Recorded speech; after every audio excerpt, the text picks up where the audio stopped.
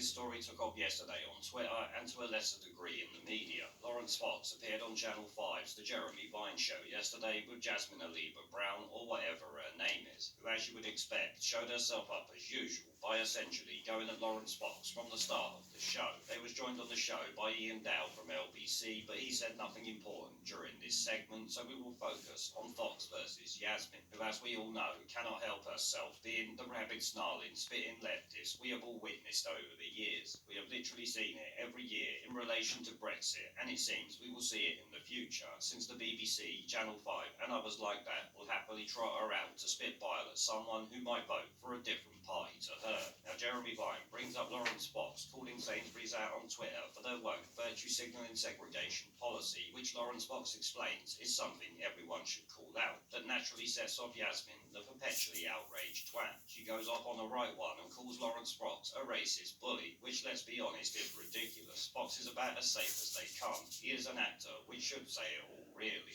I'm sure most of you would agree the guy's about as spicy as the Teletubbies, but Yasmin does not care about facts or reality, let's be honest. Now, the second she calls him that, he expertly takes her down a peg or 10 by stating he will take her ass to court, which I have to say is the way to beat these idiots. If they call you something you can easily prove is wrong, then take these shit weasels to the cleaners. They have got away with it for far too long now, cancelling people's lives with baseless accusations. So let's take a look at the clip that Channel 5 tried to hide yesterday. Because I thought their response was so brilliant. But to go back to... He says they diluted it as a result of it. They stood up to a racist bully, I thought. Did you just call me a racist bully? Yes, I did actually. I was so looking forward for the first court case, and it's you. Oh, good. Okay. Because you do need to justify that, Yasmin. Well, because he said it wasn't just, it was also about Black History Month. You were also objecting to Black History Month. I didn't object at all to Black History Month, actually, Yasmin. And I would like you to withdraw your allegation Okay, now I'll withdraw my allegation. and formally apologise to me, otherwise I No, I will not formally apologise to you. Okay. But I will say that there is a bullying side to you. No, you call me a racist bully. Okay, I withdraw that. Right. But I will not Was apologise. that a joke along with I want white men to be extinct? Is that up with... No, I wasn't joking this time. Okay, I think one of the great reasons to start a party like Brigade is, as Yasmin is such a So you beautiful... deport me? It's such a wonderful example of this. When she said earlier in the show, she said, I will never speak to you, I do not want to have a relationship with you, not at all. And then 2 minutes ago said, I've got a book for you, can I give it to you? And I went, sure. It's only to educate you. Can I finish? It's to educate. Can I finish? Thank you. Is that we are, in this country, the vast majority of people are being lectured to by an extremely small minority of very vocal people like Yasmin, who are essentially part of the establishment of the London metropolitan elite, who hate the country, hate who we are.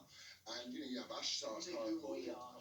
Well, you have Ash Sarkar calling this place this cursed isle, you've got Alistair Campbell, and it's like, no, we need to be honest. I agree with you. We need to be honest about what the history of our country, but also let's be proud of what we've done and patriotic about it. Now, obviously, I've had to cut most of the segment out because Channel 5 will block the video. No doubt, since they deliberately failed to upload this episode on My 5, which is their on-demand website. For some reason, they did not want people watching it because they uploaded lots of other clips but failed to put this one up for some reason. And to be honest, I think we all know why. But anyway, like I said, Laurence Fox did well during the show, dealing with her bile that, let's be honest, he probably expected from the start. Now, I do have to say, I love how quick she is to retract it when he said he would take her to court. Obviously, it did sound kind of childish to me, but I guess that is what you have to do in order to shut these snivelling shit weasels up. And as a matter of fact, I think she deserves an award for Shit Weasel of the Week with this performance. If you're going to talk this kind of shit on TV about someone, then at least have the guts to put your money where your mouth is, instead of capitulating like the French the moment opposition is put in front of you. It shows to me she has no held beliefs you could actually pin down. She just parrots attack lines that she heard on her Twitter echo chamber. It's actually really pathetic, and apparently Laurence Fox doesn't plan to take her to court, which I must say is a great shame. The fact that she retracted it but refused to say it was a joke says to me that she actually meant it. So he probably would have a leg to stand on, though I'm not really a lawyer, am I? But at the end of the day, it was great to see her capitulate like the snivelling shit weasel that she is.